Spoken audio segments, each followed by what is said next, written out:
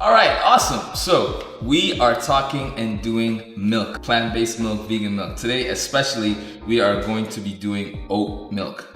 I love Oatly, but I wanted to figure out how I can just make my own version of Oatly. So, I know exactly what's going into my milk and I can really enjoy it and my whole family can enjoy it and really, get all the benefits from making our own milk. So we are gonna get started with our oat milk, and today, instead of using a blender, which you can use to make your milk, I am going to use my almond cow. The difference for using the almond cow versus a blender is cleanup and the thickness of what we're gonna make, which is the milk, all right? So first things first, you wanna make sure you soak your oats, and these are 100% oats. They haven't been rolled, nothing, they're just all natural oats. Soak 1 cup of oats. I like to do it overnight, but you can do it for a minimum of like 3 or 4 hours. And I'm just gonna pour this out, get rid of all the excess water because we don't need it.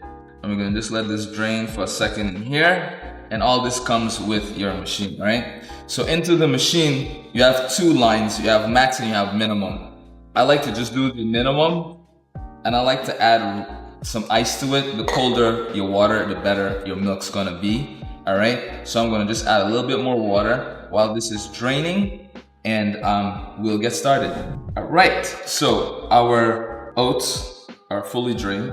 So we're gonna leave this in here. We're gonna add, so this is sugar. You can add maple syrup, you can add honey, you can add sugar. It really depends up to you. You can add any kind of sweetener you want.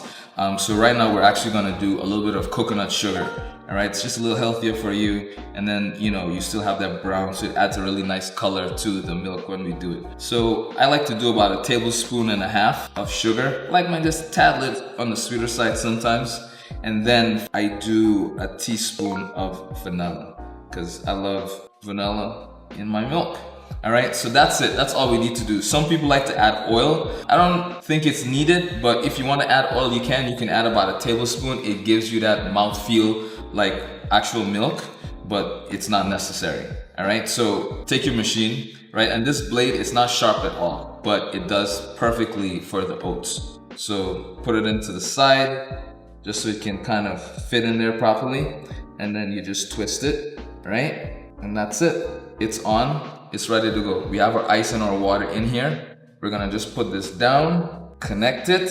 We wanna make sure we plug it in, right? We just wanna make sure that everything is nice and cold, and we will be good to go. And the cool thing about this machine is the fact that because it's a machine, you just have to press a button and we're good. So yeah, so machine is ready. Everything is plugged up.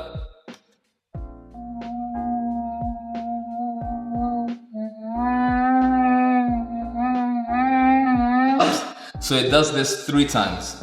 The 3rd time, we're done. All right, 1 more buzz and then we're good to go. All right, so that's it. We're done, we have milk. Are you ready to see what this looks like? I like to just unplug it first, safety. What I love about this machine when you get it is that it gives you this for a specific reason, because there's still milk that's gonna be dripping from here. So we unscrew this, right? Put this down to the side, and then we just transfer this into a perfectly held situation, and then it's time for our milk.